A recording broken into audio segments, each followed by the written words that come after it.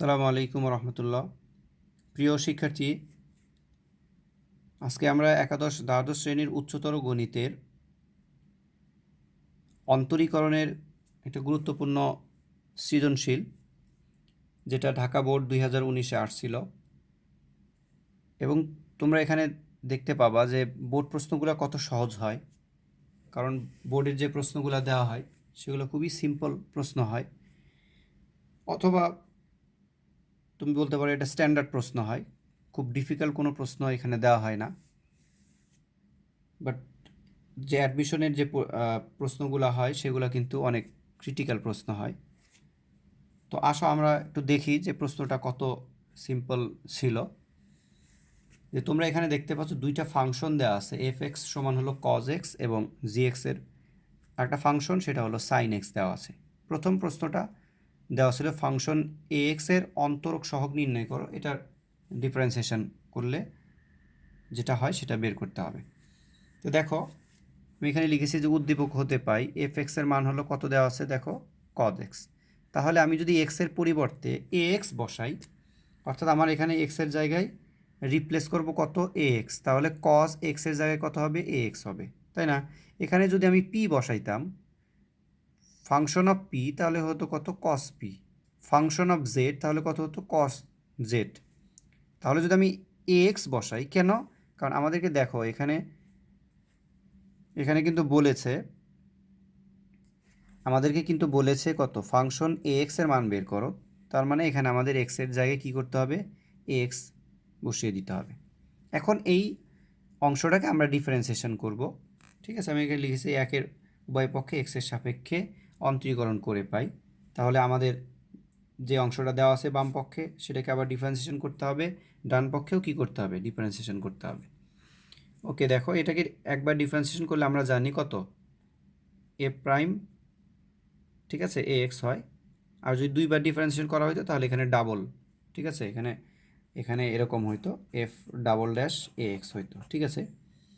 এরপরে দেখো আমরা জানি ডিডিএক্স কজ এক্সের ডিফারেন্সিয়েশন কত, মাইনাস সাইন এক্স। তাহলে লিখেছি মাইনাস সাইন এক্স হিসাবে এখানে কত আছে, এ এক্স। যেহেতু এটা এক্স না, এটাকে আবার ডিফারেন্সিয়েশন করতে হবে, তার মানে ডিডিএক্স এ এক্স, ঠিক আছে। এখানে কিন্তু অনেকের ভুল হয়ে যাবে, হ্যাঁ, অনেকেই হয়তো মাইনাস সাইন এ এক্স দিয়েই অ্যান্সার লিখে দিবে, কিন্তু আসলে কিন্তু এই এ এক্সকে আবার কি করতে হবে, আবার এক্সের সাপেক্ষে অন্তরীকরণ করতে হবে। যেহেতু এ হলো কনস্ট্যান্ট, এই জন্য একে আমি বাইরে নিয়ে আসছি, দেখো বাইরে নিয়ে আসছি, শুধু অন্তরীকরণ করেছি এক্সের, কারণ এক্সের সাপেক্ষে শুধু এক্সকেই কী করা যায়, অন্তরীকরণ করা যায়। আমরা জানি এক্সের সাপেক্ষে এক্সকে অন্তরীকরণ করলে তার মান কত হয়, 1 হয়, ঠিক আছে। এটাকে একটু আমি সাজিয়ে লিখছি যে মাইনাস এ সাইন এ এক্স, অর্থাৎ এই যে ফাংশনটা, এই ফাংশনটাকে যদি এক্সের সাপেক্ষে, হ্যাঁ, একবার অন্তরীকরণ করা হয় তাহলে আমাদের অ্যান্সার হিসেবে কী আসবে, এটা আসবে যে মাইনাস এ ইন্টু সাইন এ এক্স, ঠিক আছে। এটাই আমাদের ক নং প্রশ্নের সমাধান। এটা হলো, এতটুকু লিখলেই 2 মার্কস তোমরা পেয়ে যাবা। এবার খ নং প্রশ্নে তোমরা দেখতে পাচ্ছ এখানে লেখা আছে limit x tends to pi by two f x minus g of twice x divided 1 plus function of twice এক্সের মান নির্ণয় করো। তোমরা জানো এটা হলো লিমিটের একটা অঙ্ক। আমরা এবার লিমিটের অঙ্কটা সমাধান করব। তোমরা এখানে দেখতে পাচ্ছ আমি এখানে লিখেছি যে এখানে দেওয়া আছে যে এফ এক্সের মান কত, কজ এক্স। তাহলে এক্সের জায়গায় যদি টয়েজ এক্স বসাই তাহলে কিন্তু কজ কত হবে, টয়েজ এক্স হবে।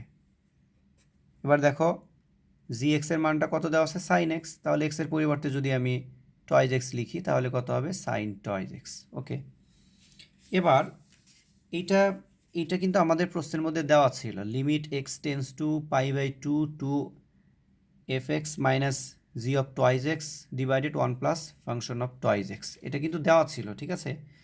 এবার যদি আমরা জাস্ট মানগুলোকে বসাই দিই, টু ইন্টু দেখো এখানে এফ এক্সের মান কত, এফ এক্সের মান হলো কজ এক্স, ঠিক আছে, cos x minus function of এখানে এখানে দেখো জি অফ টয়েজ এক্সের মানটা কত ছিল, sine of twice x divided 1 plus function of twice x, এই যে ফাংশন অফ টয়েজ এক্সের মান কত, কস টয়েজ এক্স, ঠিক আছে।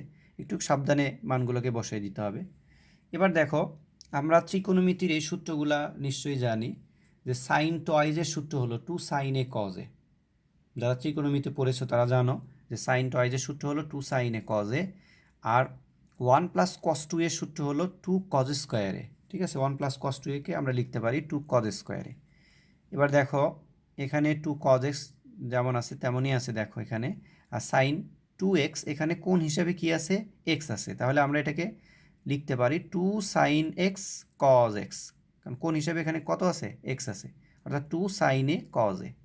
আচ্ছা, এবার দেখো 1 প্লাস কস 2 এ এখানেও কিন্তু কোণ হিসাবে কত আছে, এক্স আছে, এটাকে আমরা লিখব 2 কজ স্কোয়ার, 2 কজ স্কোয়ার এর জায়গায় কত লিখব, এক্স লিখব। ঠিক আছে, এরপরে দেখো এখান থেকে যদি আমি 2 কজ এক্স কমন নেই তাহলে এখানে থাকবে হলো 1 মাইনাস কত, সাইন এক্স, আর ডিভাইডেড 2 কজ স্কোয়ার এক্সকে আমরা এইভাবে লিখতে পারি 2 cos x into cos x, তাই না, কারণ কজ এক্স গুণ দিলে আবার কজ স্কোয়ার এক্স হবে। এবার দেখো 2 কজ এক্স যদি আমি বাদ দিয়ে দিই, 2 কজ এক্স বাদ দিয়ে দিলাম, তাহলে আমাদের এখানে থাকলে হলো limit x tends to pi by 2 যা আছে তাই, এখানে আছে 1 মাইনাস সাইন এক্স ডিভাইডেড কত, কজ এক্স। এবার দেখো আমি এই 1 মাইনাস কজ এক্সের অনুবন্ধী অর্থাৎ 1 প্লাস সাইন এক্স দ্বারা লব এবং হরকে কী করব, গুণ করে দিব। তোমরা দেখতে পাচ্ছ আমি 1 প্লাস সাইন এক্স দ্বারা লব এবং হরকে কী করেছি, গুণ করেছি। তাহলে এখানে দেখো এ plus B A minus B, সূত্রগত A square minus B square. এবার দেখো এই 1-এর উপরে স্কোয়ার দিলে তো আসলে কত হয়, 1ই হয়, এই জন্য লিখেছি 1 মাইনাস সাইন স্কোয়ার এক্স। ঠিক আছে, এখানে তো নিশ্চয়ই বুঝেছো এ plus B A minus B, সূত্রগত A square minus B square, তো 1-এর উপরে স্কোয়ার দিলে কত হয়, 1ই হয়, আর সাইনের উপরে স্কোয়ার দিলে আমরা এটাকে ত্রিকোণমিতিক ফর্মুলায় লিখি সাইন স্কোয়ার এক্স। ওকে, এবার নিচের যে অংশ যেমন ছিল আসলে ওইভাবেই আছে। এরপরে 1 মাইনাস সাইন স্কোয়ারকে এক্সকে আমরা লিখতে পারি কজ স্কোয়ার এক্স। কেন, কারণ আমরা জানি sine square theta plus cos square theta সমান হলো 1। ঠিক আছে, তাহলে আমরা লিখতেই পারি কজ স্কোয়ার থিটা সমান লিখতে পারি কত, 1 মাইনাস সাইন স্কোয়ার থিটা। ঠিক আছে, এটা কিন্তু লিখতে পারি, অর্থাৎ 1 মাইনাস সাইন স্কোয়ার থিটার পরিবর্তে কজ স্কোয়ার থিটা লিখতে পারি, যেহেতু এখানে কোণ হিসেবে এক্স দেওয়া আছে এই জন্য আমি লিখেছি কত, 1 মাইনাস সাইন স্কোয়ার এক্সকে লিখেছি কজ স্কোয়ার এক্স। এরপরে আমার হরের অংশ ঠিক যেমন ছিল আমি ওইভাবেই লিখছি। ওকে, এবার দেখো একটু খেয়াল করো, বুঝতে পারবা যে এখানে আমাদের limit x tends to pi by 2 যেমন ছিল, এখানে দেখো এখানে কজ স্কোয়ার এক্স আর এখানে কজ এক্স আছে, তার মানে এখানে দুইটা আছে আর এখানে একটা আছে, আমি তো একটা ইজিলি কেটে দিতে পারি, অর্থাৎ আমার থাকবে কত, কজ এক্স বাই হলো 1 প্লাস সাইন এক্স। এখন আমি লিমিটের মানটা বসাই দিব, কেন, কারণ আমি যদি প্রথমেই লিমিটের মান বসিয়ে দিতাম তাহলে প্রথমে অনির্ণ একটা ফরম্যাট আসতো, এই জন্য এখন আমি এক্সের যে মান পাই বাই 2 এটা এখন বসাবো। তুমি যদি প্রথমেই দেখো এই যে এখানেই যদি তুমি মানটা বসিয়ে দিতে তাহলে 0/0 আসতো, অর্থাৎ 0/0 এটা অনির্ণীয় আকার। তো আমরা 0/0কে অমিট করার জন্যই এমন একটা সময় মানটা বসাবো, এই যে এখন মানটা বসাবো, যখন মানটা বসালে এই এক্সের মান পাই বাই 2 এটা বসালে কিছু একটা মান আসে, সেটা শূন্য হোক বা পজিটিভ বা নেগেটিভ কিছু একটা মান হোক, বাট 0/0 আকারের কোনো ফর্মুলা যাতে না আসে, এই জন্য এখানে আমরা এই পাই বাই 2কে বসাই দিব। এবং এই জন্যই এই কাজগুলো আগের এখানে আমি করে নিয়েছি। আমি যদি প্রথমে এখানেই বসাই দিতাম 2 কস, এখানে যদি পাই বাই 2 বসাতাম বা সাইন এখানে 2 ইন্টু পাই বাই 2 বসাই দিতাম তাহলে কিন্তু 0/0 ফর্মুলা আসতো, এই জন্য আমি এখানে কিন্তু বসিয়ে দিইনি। ঠিক আছে, এবার দেখো এখানে কস কত, এক্সের জায়গায় কত, পাই বাই 2, এই যে দেখো এক্সের মানটা যেহেতু পাই বাই 2 তাহলে এক্সের পরিবর্তে এই পাই বাই 2 বসিয়ে দিলাম, 1 প্লাস কত হবে, সাইন পাই বাই 2।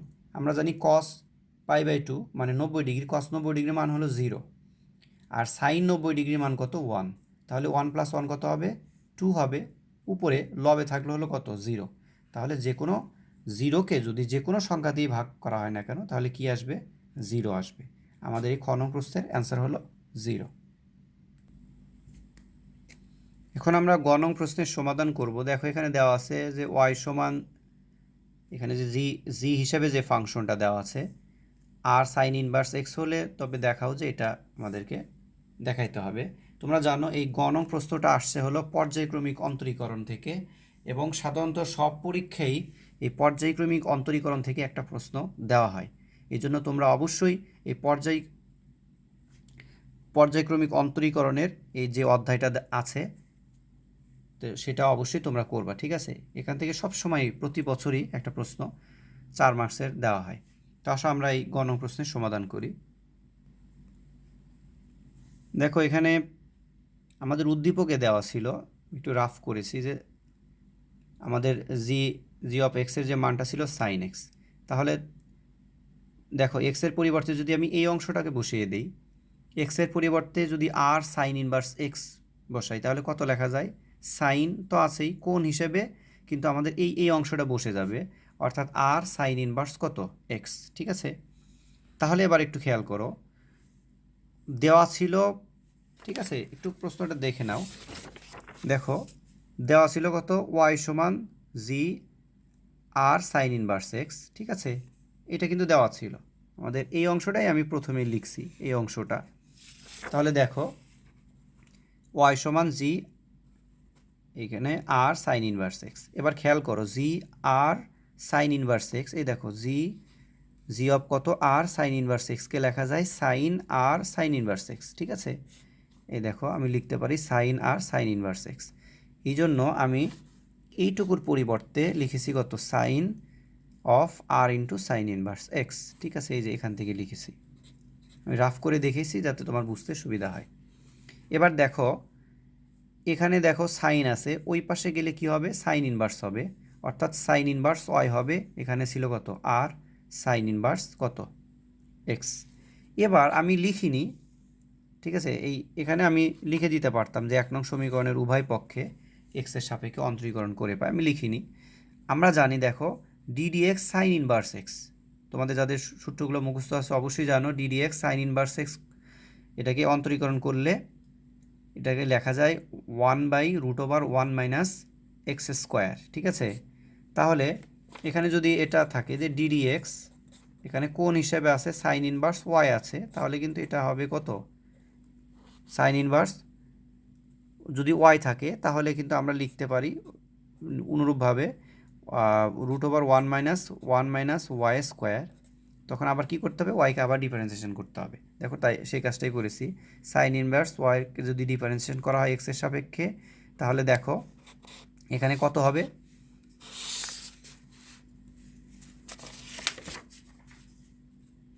একটু খেয়াল করো, দেখো সাইন ইনভার্স ওয়াইকে যদি এক্সের সাপেক্ষে ডিফারেন্সিয়েশন করা হয় তাহলে হবে 1/√1 মাইনাস ওয়াই স্কোয়ার। এটা সেম। এবার তো এটা তো আসলে কি না, এটাকে আবার কি করতে হবে? অন্তরীকরণ করতে হবে। তাহলে আমি আবার লিখেছি ডিডিএক্স কত? ওয়াই, ঠিক আছে? এখানে কিন্তু ভুল হয়, এখানে কিন্তু অনেকের ভুল হয়ে যায়, এখানে অনেকে লেখে 1/√1 মাইনাস ওয়াই স্কোয়ার, ঠিক আছে? এরপর আর কিছুই লেখে না, তাহলে এখানেই অঙ্কটা তুমি আর মিলাতে পারবে না, অঙ্কটা এখানেই ভুল হয়ে যাবে।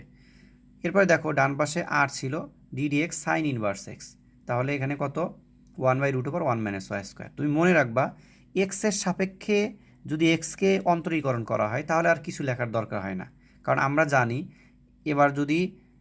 আমরা জানি ডিডিএক্স সাইন ইনভার্স এক্সের সূত্র হলো 1/√1 মাইনাস এক্স স্কোয়ার। আমি যদি এক্সকে আবার অন্তরীকরণ করি, এক্সের সাপেক্ষে এক্সকে অন্তরীকরণ করলে 1 হয়, এই জন্য এখানে আর কিছু লেখার দরকার নেই, বা 1 লিখতে পারো, না লিখলেও সমস্যা নেই। কিন্তু সাইন ইনভার্স ওয়াই কি এক্সের সাপেক্ষে অন্তরীকরণ করলে সূত্র হিসেবে আসবে 1/√1 মাইনাস ওয়াই স্কোয়ার, কিন্তু এই ওয়াইকে আবার কি করতে হবে? এক্সের সাপেক্ষে অন্তরীকরণ করতে হবে। এই অংশটা খুবই ভালো করে খেয়াল রাখবা যাতে ভুল না হয়, ঠিক আছে?